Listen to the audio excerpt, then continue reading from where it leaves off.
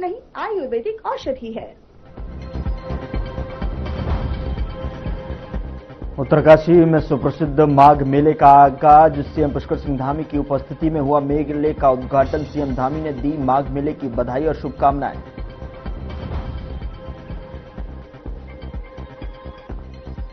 CM Dhami ने winter tourism conclave में की शिरकत। कहा, पर्यटन को इकोलॉजी और इकोनॉमी का संतुलन बनाकर दिया जाएगा बढ़ावा। ट्रैकिंग की सुगमता के लिए लागू किया सिंगल विंडो सिस्टम।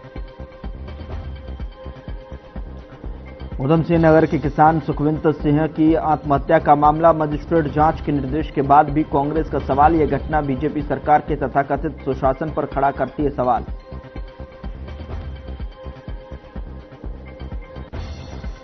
उत्तराखंड में बेसिक शिक्षकों की भर्ती प्रक्रिया। रिक्त पदों को भरने के लिए हुई काउंसलिंग में अपेक्षा से अधिक अभ्यर्थी हुए शामिल।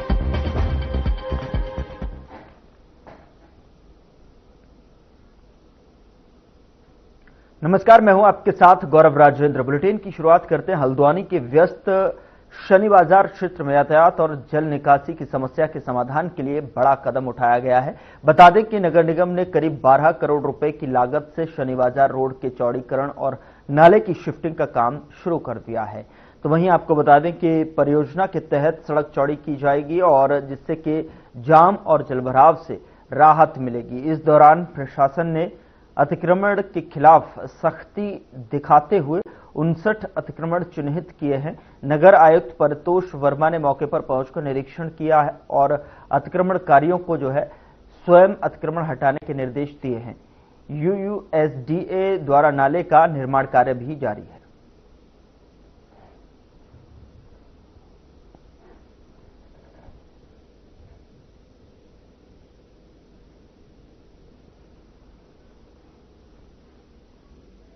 दूसरा उसमें सड़क का भी चौड़ीकरण प्रस्तावित है। इसी को देखते हुए क्योंकि यूएसडीए द्वारा वहाँ पे काम किया जा रहा है और पूर्व में राजस्व विभाग के साथ चिन्हीकरण किया गया था जिसमें 59 अतिक्रमण पाए गए थे। 3 विभागीय संपत्तियों से अतिक्रमण हटाया जा रहा है और साथ ही जो 56 व्यक्ति हैं उनको पूर्व में नोटिस दिए गए थे जिसकी समय सीमा पूरी हो चुकी है और उनके द्वारा स्वयं ही अतिक्रमण वहाँ पर हटाए जा रहे हैं। यदि किसी के द्वारा अतिक्रमण नहीं हटाया जाता है तो प्रशासन द्वारा बलपूर्वक इसको हटवा दिया जाएगा और नाला निर्माण के कार्य में किसी भी प्रकार का बाधा स्वीकार नहीं की जाएगी। शासन कोई कार्रवाई की जाएगी? देखिए, नगर निगम द्वारा और जिला प्रशासन द्वारा समय समय पर अतिक्रमण के विरुद्ध कार्रवाई की जाती रही है और आगे भी की जाती रहेगी। हमारा व्यापारियों से विशेष रूप से अनुरोध रहेगा कि अपील भी है, अनुरोध भी है कि यह बाजार आपका है, शहर आपका है।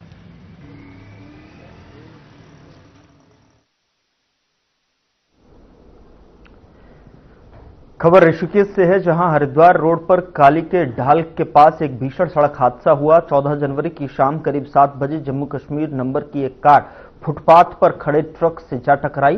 टक्कर इतनी जोरदार थी कि आसपास मौजूद लोग घबरा गए और हादसे में कार का कंडक्टर साइड बुरी तरह से क्षतिग्रस्त हो गया, लेकिन गनीमत रही कि चालक की जान बच गई। साथ ही आपको बता दें कि स्थानीय लोगों ने चालक को कार से बाहर निकालकर और घटना के बाद ट्रक चालक मौके से फरार हो गया और सूचना पर पहुंची पुलिस मामले की जांच कर रही है। तो वहीं यह हादसा 16 दिसंबर को मनसा देवी रेलवे फाटक के पास हुए दर्दनाक हादसे की याद दिलाता है।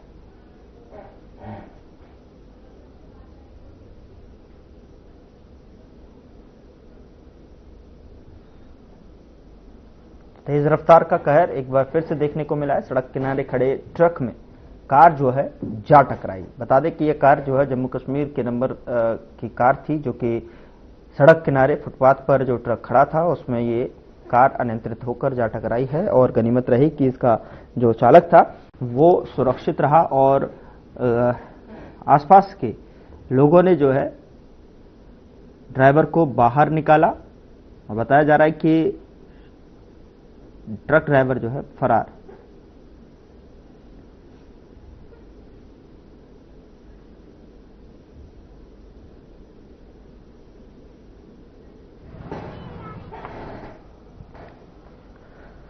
और इस बीच बड़ी खबर का रुख करते हैं। बड़ी खबर देहरादून से मिल रही है, जहां पर धामी कैबिनेट की बैठक हुई है। बड़ी खबर बता रहे बैठक से जुड़ी हुई, जहां पर सीएम पुष्कर सिंह धामी ने अध्यक्षता की इस बैठक की। राज्य सचिवालय में ये बैठक हुई है, जहां सभी कैबिनेट मंत्री बैठक में शामिल हुए। तो वहीं विकास से जुड़े एजेंडों पर भी इस बैठक में चर्चा हुई है, जैसे कि पर्यटन, स्वास्थ्य, शिक्षा और शहरी विकास पर इस बैठक में चर्चा की गई।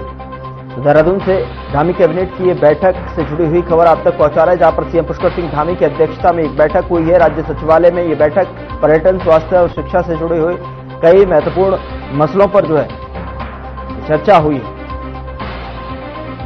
धामी कैबिनेट की ये बैठक, जहां पर खुद सीएम पुष्कर सिंह धामी ने अध्यक्षता की, पर्यटन, स्वास्थ्य, शिक्षा और शहरी विकास पर चर्चा की गई है। सभी कैबिनेट मंत्री इस बैठक में शामिल हुए।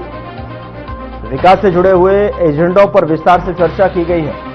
बड़ी खबर कैबिनेट बैठक से जुड़ी हुई आप तक पहुंचा रहे हैं, जहां पर सीएम पुष्कर सिंह धामी की अध्यक्षता में कैबिनेट की बैठक और बैठक में पर्यटन, स्वास्थ्य, शिक्षा और शहरी विकास पर चर्चा हुई। सभी कैबिनेट मंत्री इस बैठक में शामिल हुए। विकास से जुड़े एजेंडों पर यहां चर्चा की गई है। खबरों में आगे बढ़ते हैं। उत्तराखंड में नर्सिंग बेरोजगारों का भर्ती को लेकर आंदोलन लगातार तेज होता जा रहा है। तो वहीं लंबे समय से सरकारी विभागों में नियमित भर्ती की मांग कर रहे नर्सिंग अभ्यर्थियों ने जब 19 जनवरी को बड़े प्रदर्शन का अब ऐलान कर दिया है। तो वहीं नर्सिंग बेरोजगारों का कहना है कि राज्य में स्वास्थ्य सेवाओं में भारी कमी के बावजूद वर्षों से भर्ती प्रक्रिया लंबित है, जिससे प्रशिक्षित नर्सिंग युवाओं को बेरोजगारी का सामना करना पड़ रहा है। प्रदर्शनकारियों का आरोप है कि सरकार की ओर से अब तक कोई ठोस आश्वासन नहीं दिया गया है, जिससे वे आंदोलन को और उग्र करने को मजबूर हैं। नर्सिंग बेरोजगारों ने चेतावनी दी है कि यदि उनकी मांगों पर जल्द निर्णय नहीं लिया गया तो ये आंदोलन और व्यापक रूप से उग्र किया जाएगा।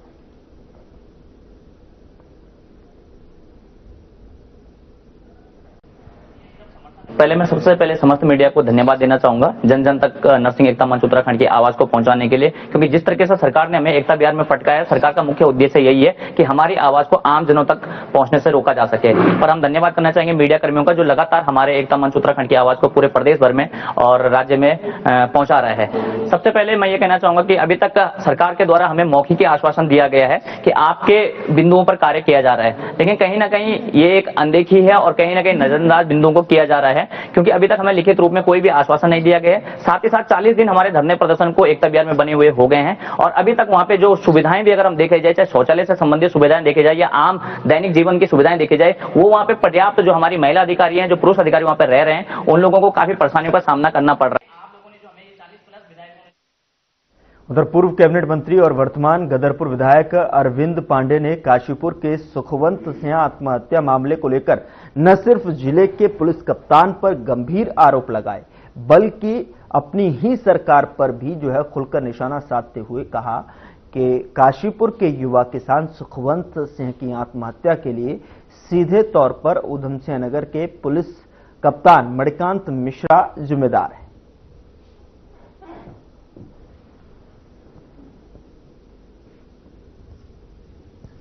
सुखवंत सिंह नाम के व्यक्ति ने जो आत्महत्या की है, बहुत ही दुख देने वाला ये घटना है। मैं उनकी आत्मा की शांति के लिए भगवान से प्रार्थना करता हूं। और वह जो वीडियो उन्होंने बनाई है, उस वीडियो ने कुछ भ्रष्ट अधिकारियों के खिलाफ जो उन्होंने शब्द बोले हैं, उन शब्दों को आत्मसात करते हुए हमारे इस प्रदेश के धाकड़े धामी जी की जिम्मेवारी बनती है कि जनता मोदी जी पे विश्वास करके डबल इंजन की सरकार हमारी बनाती है।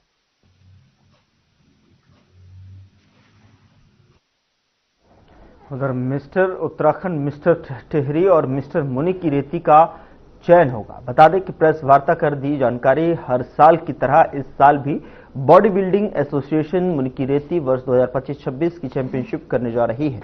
तो वहीं 21 जनवरी को 14 बीघा की चौराहा वेडिंग पॉइंट में यह प्रतियोगिता होगी, जिसमें आसपास के इलाकों से प्रतिभागी हिस्सा लेंगे। और बता दें कि प्रतियोगिता में मिस्टर उत्तराखंड, मिस्टर टिहरी और मिस्टर मुनि रेती का चयन किया जाएगा। प्रतियोगिता का शुभारंभ मुख्य अतिथि कैबिनेट मंत्री सुबोध उनियाल, विशिष्ट अतिथि मेयर शंभू पासवान, नगर पंचायत अध्यक्ष विनीत विष्ट और पूर्व राज्य मंत्री संदीप गुप्ता और भाजपा के जिला महामंत्री प्रतीक कालिया करेंगे। और इस संबंध में बॉडी बिल्डिंग एसोसिएशन के अध्यक्ष आशीष श्रीवास्तव ने अपनी टीम के साथ प्रेस कॉन्फ्रेंस कर महत्वपूर्ण जानकारी साझा की।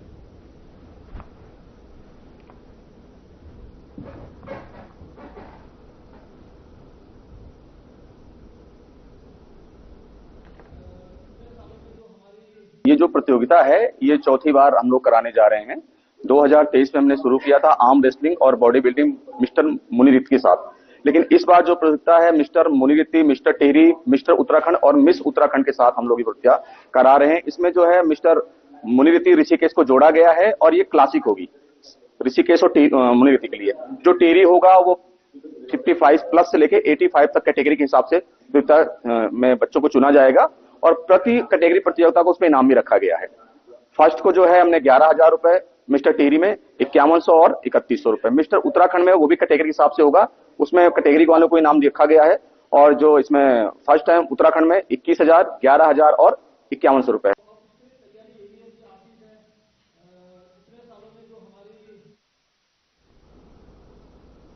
उधर उत्तराखंड में इन दिनों बेसिक शिक्षकों की भर्ती प्रक्रिया अंतिम चरण में है, जिसके तहत जो है प्रदेश के सभी जनपदों में रिक्त पदों को भरने के लिए काउंसलिंग कराई जा रही है, जिसके चलते देहरादून जिले में भी बेसिक शिक्षक भर्ती के लिए काउंसलिंग प्रक्रिया आयोजित की गई है, जिसमें अपेक्षा से कहीं अधिक अभ्यर्थी पहुंचे। जहां पर इस दौरान काउंसलिंग पूरी तरह पारदर्शी प्रक्रिया के तहत केवल मेरिट के आधार पर की गई, तो वहीं मेरिट सूची में जो है ऊपर स्थान पाने वाले अभ्यर्थियों की काउंसलिंग सफलतापूर्वक संपन्न हुई।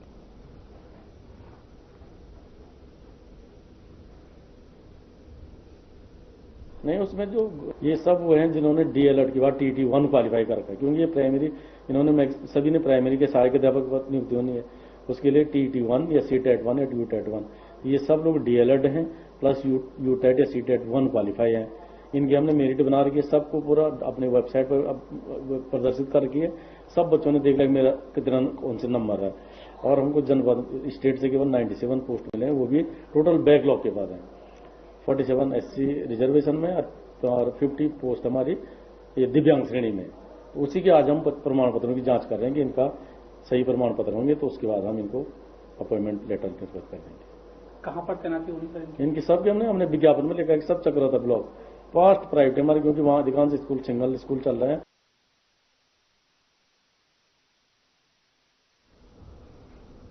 राजधानी देहरादून के मियावाला क्षेत्र में रहने वाले पार्थ परमार का उत्तराखंड अंडर 14 साल वर्ग की जो है क्रिकेट टीम में चयन होने से उनके परिजनों में खुशी की लहर दौड़ गई है। तो वहीं उनके परिवार और क्षेत्रवासियों की ओर से उन्हें लगातार बधाई संदेश मिल रहे हैं। बता दें कि क्रिकेट एसोसिएशन ऑफ उत्तराखंड की ओर से बीते साल दिसंबर महीने में छिंदवाड़ा स्थित आयुष क्रिकेट अकादमी में अंडर 14 वर्ग के ट्रायल आयोजित किए गए और जिसमें मियावाला निवासी पार्थ परमार का चयन एक बल्लेबाज और विकेट कीपर के रूप में हुआ।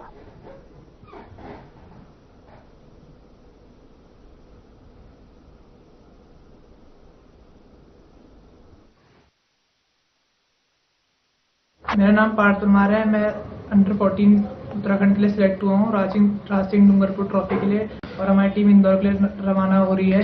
तो हमारी सीयू के लिए हम बहुत ही धन्यवाद देना चाहते हैं कि इन्होंने ये प्लेटफॉर्म बनाया है और हमने अब इस प्लेटफॉर्म में खड़े उतरना है और रन मारने हैं इस प्लेटफॉर्म में। बहुत खुशी की बात है।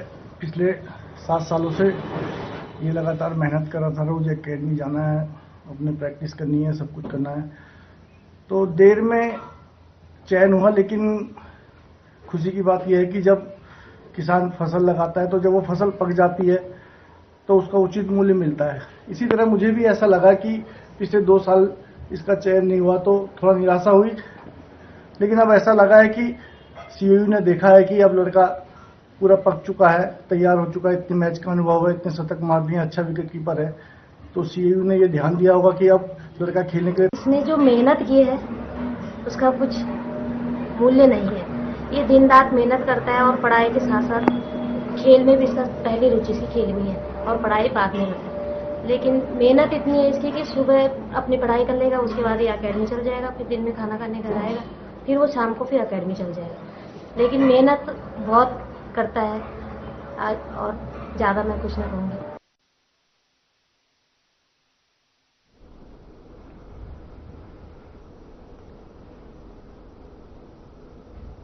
यहां रुकने एक छोटे से ब्रेक के लिए। ब्रेक के उस पार खबरों का सिलसिला लगातार जारी है।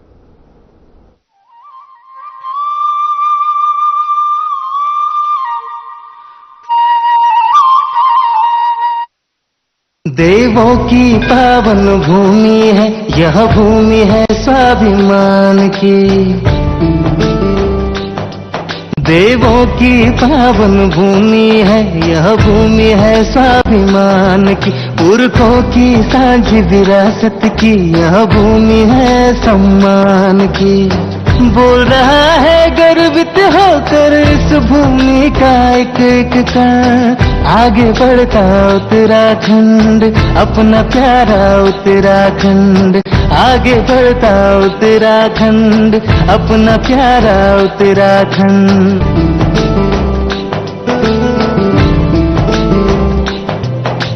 समानता समरसता का अपना संकल्प निभाया है। जो दे अधिकार बराबर के ऐसा प्रदेश बनाया है। आशाओं को पंख लगे हैं, अब आसान हुआ जीवन। आगे बढ़ता उत्तराखंड, अपना प्यारा उत्तराखंड। चेहरों पर मुस्कान सजी है, आंखों में है नई तरंग। आगे बढ़ता उत्तराखंड, अपना प्यारा उत्तराखंड।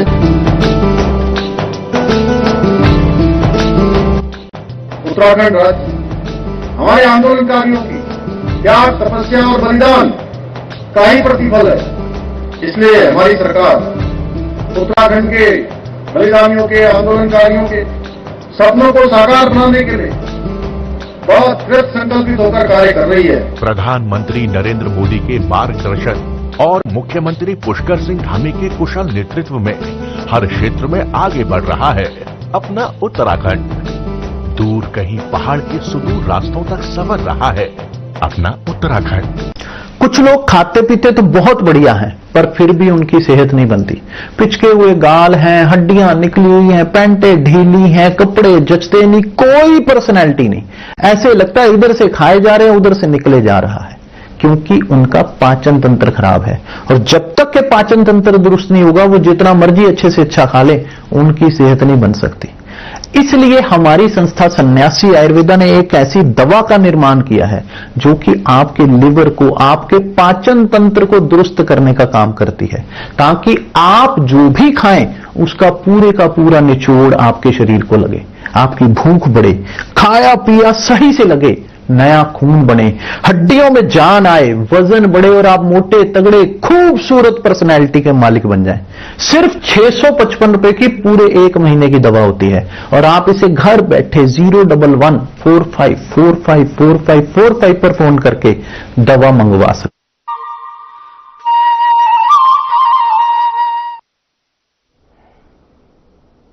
ब्रेक के बाद स्वागत है आपका। खबरों में आगे बढ़ते हैं। देश भर में मकर संक्रांति का पर्व बड़े ही धूमधाम से मनाया गया, तो वहीं उत्तराखंड विश्व प्रसिद्ध ऐतिहासिक जागेश्वर धाम में मकर संक्रांति के अवसर पर भगवान ज्योतिर्लिंग जागेश्वर महाराज घृत कमल की गुफा में 1 माह के लिए जो है साधनारत हो गए हैं।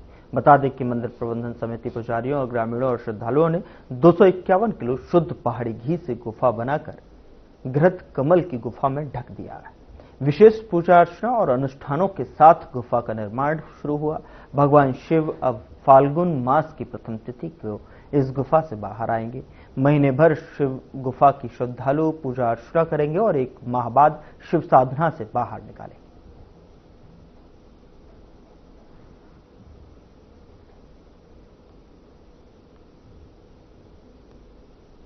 मनाई जाती है।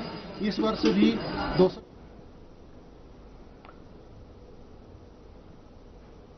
हल्द्वानी के काठगोदाम थाना क्षेत्र के अंतर्गत एक होटल में काशीपुर निवासी किसान सुखवंत सिंह ने आत्महत्या किए जाने के मामले में मजिस्ट्रेट जांच शुरू हो गई है। बता दें कि सीएम पुष्कर सिंह धामी के निर्देश पर इस संवेदनशील प्रकरण की जांच कुमाऊं कमिश्नर दीपक रावत द्वारा की जा रही है। तो वहीं कुमाऊं कमिश्नर दीपक रावत ने बताया कि आत्महत्या से पूर्व बनाए गए वीडियो में जिन लोगों के नाम सामने आए हैं उनकी निष्पक्ष जांच की जाएगी और इसके अलावा वीडियो में नामजद लोगों के अतिरिक्त अन्य कई व्यक्तियों को भी नोटिस जारी किए गए हैं।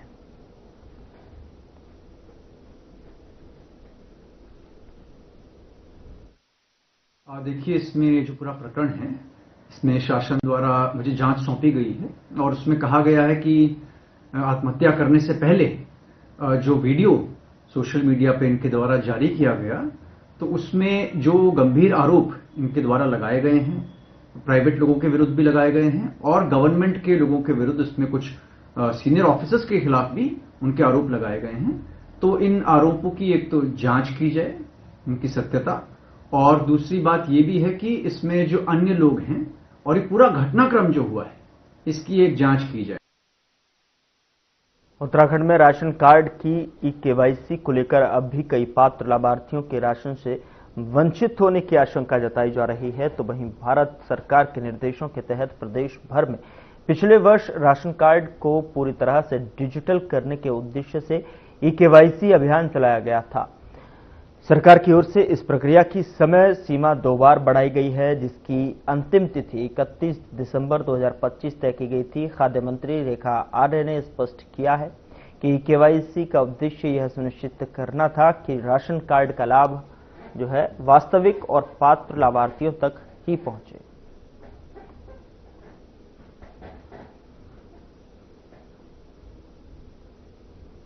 देखिए, राशन कार्ड पूरी तरीके से डिजिटल व्यवस्था के अंतर्गत आ सके, इसके लिए ई-केवाईसी की जा रही थी।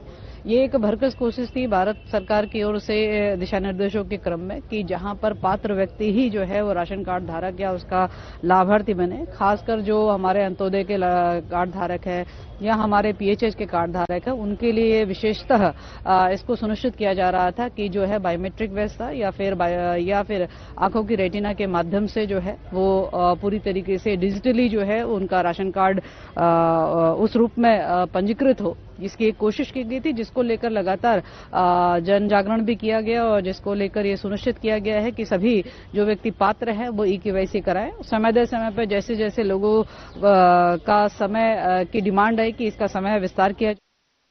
खबर देहरादून से है, जहां वरिष्ठ पुलिस अधीक्षक देहरादून ने पुलिस कार्यालय में जनपद के सभी राजपत्रित अधिकारियों और थाना प्रभारियों के साथ मासिक अपराध गोष्ठी आयोजित की है और गोष्ठी में साल 2025 में घटित अपराधों और उनके अनावरण की सर्किलवार समीक्षा की गई है। बता दें कि एसएसपी ने 107 बीएनएसएस के तहत आपराधिक गतिविधियों में लिप्त अभियुक्तों की अवैध संपत्ति की जो है कुर्की जब्ती की कार्रवाई तेज करने के निर्देश दिए हैं। बैठक में चेन स्नैचिंग, वाहन चोरी, एनडीपीएस, गैंगस्टर और गुंडा एक्ट के तहत की गई कार्रवाइयों की समीक्षा की गई।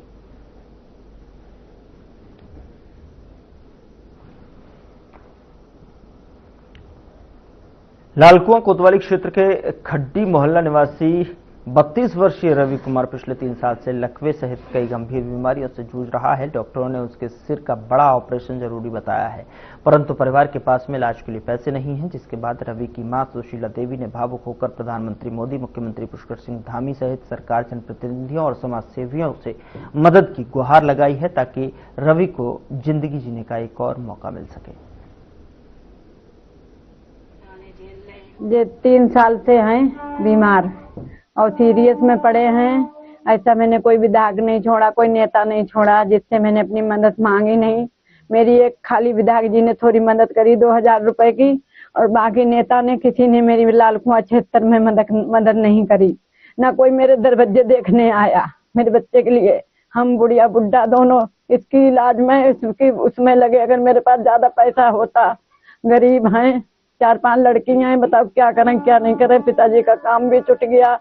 सुशीला तिवारी मैंने दिखाया, दिल्ली भी दिखा लाई, सब जगह मैंने दिखा लाई, लेकिन डॉक्टर ने कही कि ऑपरेशन होगा, अब क्या करोगे, ऐसे सेवा पानी करना है, आप सेवा पानी करो। उत्तराखंड राज्य के 25वें स्थापना दिवस कार्यक्रम में विश्व की आध्यात्मिक राजधानी बनाने की बात प्रधानमंत्री नरेंद्र मोदी ने कही थी।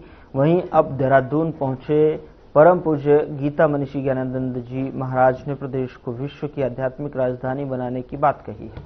महाराज का कहना है कि प्रदेश में तीर्थटन और पर्यटन को लेकर काफी लोग आते हैं, लेकिन दोनों ही विषयों में फर्क करने की जरूरत है। अब देश का शीर्ष नेतृत्व भी इस बात को समझने लगा है कि ऐसे में राज्य सरकार को भी पर्यटन क्षेत्रों का तो विकास करना ही चाहिए, लेकिन साथ में उनमें छिपे अध्यात्म को भी बढ़ावा देना चाहिए। देखो, हमने अभी बताया ना कि कोई भी चीज है उसको जब तक अग्रणी लोग नहीं स्वीकारेंगे, नहीं आह्वान करेंगे। अब एक समय आया है, रोज हम देखते हैं इन दिनों कहीं कोहरा आ जाता है, कि बादल आ जाते हैं, सूर्य का प्रकाश ढक जाता है, फिर हवाएं चलती हैं, बादल छटते हैं, फिर प्रकाश होता है। हमें लगता है ये समय ऐसा है कि जब हमारे अध्यात्म, हमारी संस्कृति पर आया हुआ कुहासा छटने लगा है। अब देश का जब शीर्षस्थ व्यक्ति यहां आकर ये कहता है कि उत्तराखंड विश्व की राजधानी बने अध्यात्म की, तो इसका मतलब वह सोच अब ऊपर से नीचे तक। फिलहाल बुलेटिन में इतना ही। नमस्कार।